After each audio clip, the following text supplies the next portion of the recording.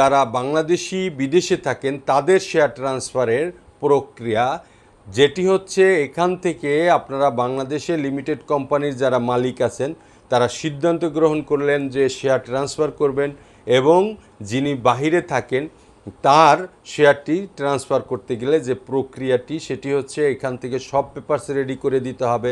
117 300 টাকার stamp, affidavit, board resolution এবং resign letter, এটি রেডি করে সংশ্লিষ্ট দেশে যিনি থাকেন, যেমন অস্ট্রেলিয়ায় কিংবা ইংল্যান্ডে কিংবা চায়নাতে, তো যে দেশেই থাকেন, ফরেনার হোক কিংবা বাংলাদেশি ডিরেক্টর হোক, তাকে ওই দেশে এই ডকুমেন্টগুলো পাঠিয়ে দিতে হবে। এখন কুরিয়ারেও পাঠাতে পারেন কিংবা বাই হ্যান্ডেও পাঠাতে পারেন। পাঠানোর পরে সে রিসিভ করে সংশ্লিষ্ট দূতাবাসে তিনি চলে যাবেন। দূতাবাসে গিয়ে দূতাবাসের কর্মকর্তাদের সামনে তিনি সিগনেচার করবেন। সিগনেচার করার পরে তারা সিল সিগনেচার, দূতাবাস আবার তার সিল সিগনেচারের সাক্ষী দিয়ে এটি আবার সংশ্লিষ্ট কোম্পানির এমডি কিংবা চেয়ারম্যান কিংবা কোম্পানির কোনো লোকের কাছে পাঠাবেন। পাঠানোর পরে এটি রিসিভ করার পরে পররাষ্ট্র মন্ত্রণালয়ে আবার এটি যাচাইয়ের জন্য জমা করতে হবে।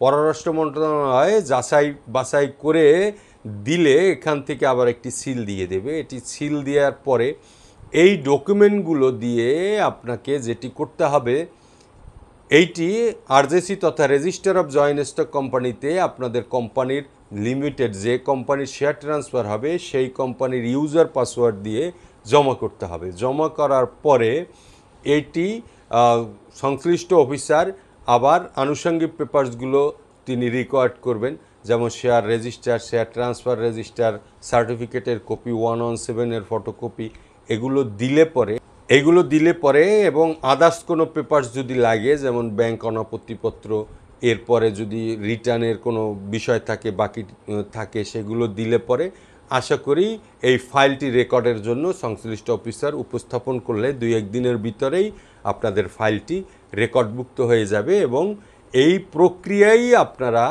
ফরেন যারা শেয়ার ট্রান্সফার, ফরেনার কিংবা বিদেশে বসে বাংলাদেশি কেউ যদি বিদেশে অবস্থান করেন তার শেয়ারটি ট্রান্সফার করে আপনারা সার্টিফাইড কপিটি সংগ্রহ করতে পারবেন পুরাতন লিমিটেড কোম্পানির।